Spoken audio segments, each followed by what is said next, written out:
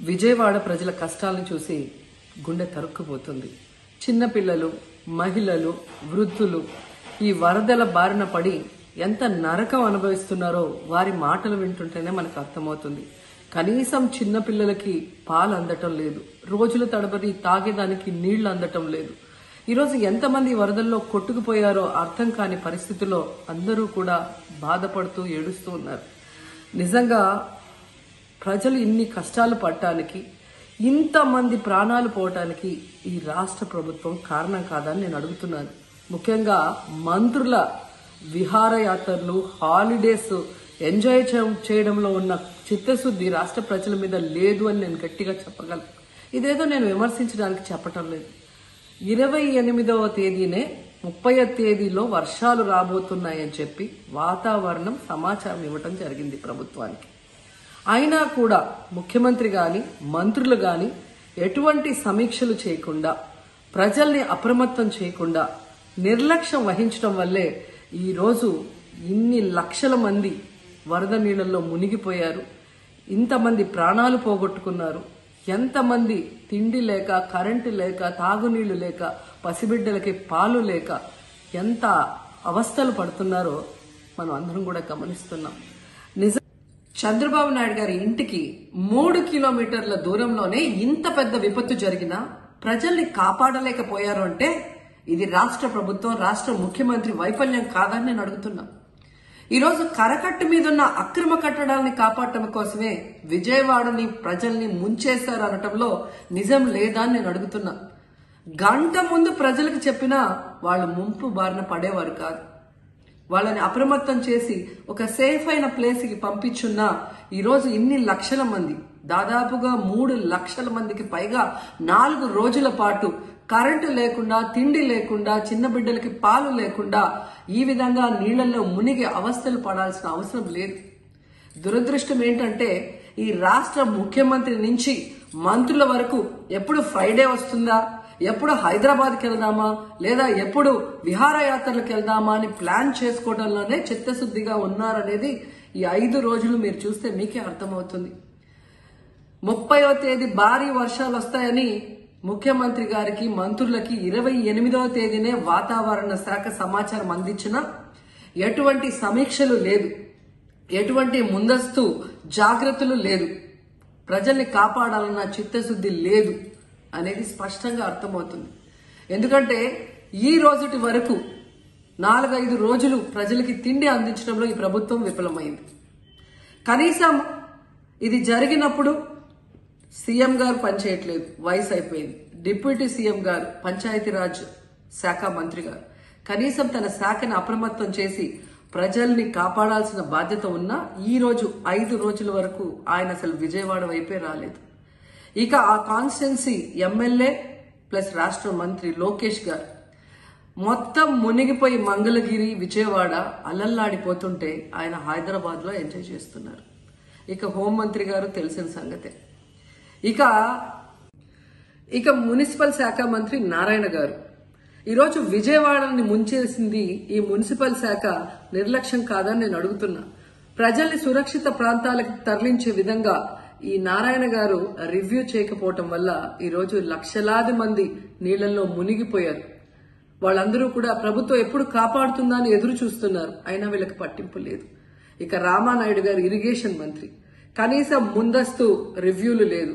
కనీసం వరదలు వచ్చి ప్రజలు మునిగిపోతుంటే బోట్లను కూడా కొనుగోలు చేసో రెంట్కి తీసుకొని ఆ ప్రజల్ని తరలించే కార్యక్రమం ఆయన కూడా చేయలేదు. ఇక ఎప్పుడు వరదలు వచ్చినా, భారీ వర్షాలు వచ్చినా ముఖ్యమైన శాఖ రెవెన్యూ శాఖ. అనగాన సత్యప్రసాద్ గారు ఈయన విహారయాత్రలో ఎంజాయ్ చేస్తున్నాడు. కనీసం పునరావాస కేంద్రాలు ఏర్పాటు చేయాలి, మరి ఆ ప్రజలకి పాలు, తిండి అన్ని అందించాల్సిన బాధ్యత ఉన్నా ఏం పట్టించుకోలేదు. సో ఈ విధంగా చంద్రబాబు నాయుడు గారి దగ్గర నుంచి మంత్రులంతా కూడా ప్రజల్ని గాలికి వదిలేసి ఎలా నిర్లక్ష్యం వహిస్తున్నారో చూడండి. ఇప్పటికైనా వాళ్ళు కళ్ళు తెరిచి ప్రజల్ని కాపాడండి అని చేతులెత్తి నమస్కరిస్తున్నా.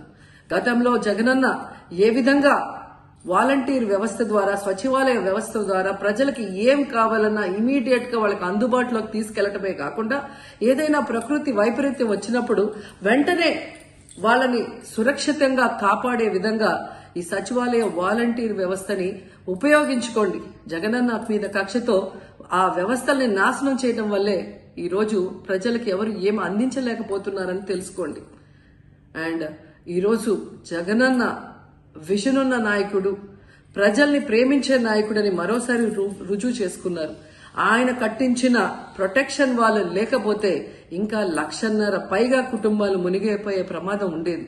ఈ రోజు ఆ ప్రాంతమంతా సేఫ్ గా ఉంది విజయవాడలో ఒక సైడ్ అంటే అది జగనన్న ప్రజల పట్ల ఉన్న అభిమానంతో ఆ ప్రొటెక్షన్ వాల్ కట్టించడం అనేది కూడా మనం అందరం గుర్తుంచుకోవాలి. విజయవాడ ప్రజల కష్టాలను చూసి గుండె తరుక్కుపోతుంది. చిన్నపిల్లలు, మహిళలు, వృద్ధులు ఈ వరదల బారిన పడి ఎంత నరకం అనుభవిస్తున్నారో వారి మాటలు వింటుంటేనే మనకు అర్థమవుతుంది. కనీసం చిన్నపిల్లలకి పాలు అందటం లేదు, రోజుల తడబడి తాగేదానికి నీళ్లు అందటం లేదు. ఈరోజు ఎంతమంది వరదల్లో కొట్టుకుపోయారో అర్థం కాని పరిస్థితుల్లో అందరూ కూడా బాధపడుతూ ఏడుస్తూ ఉన్నారు. నిజంగా ప్రజలు ఇన్ని కష్టాలు పడటానికి, ఇంతమంది ప్రాణాలు పోవటానికి ఈ రాష్ట్ర ప్రభుత్వం కారణం కాదని నేను అడుగుతున్నాను.